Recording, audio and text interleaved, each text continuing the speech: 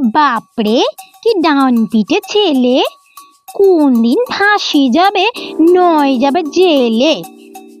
একটা সে ভূত সেজে, আটা মেখে মুখে, ঠাই ঠাই শিশি ভাঙে স্লেট দিয়ে ঠুকে।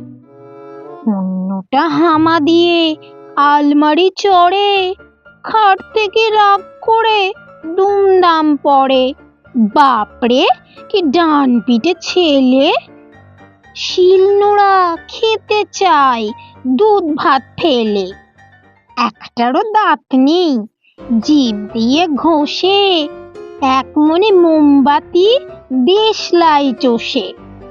আরেকজন ঘরময় নীল কালি গুলে, কপ কপ মাছি ধরে মুখে দেয় তুলে।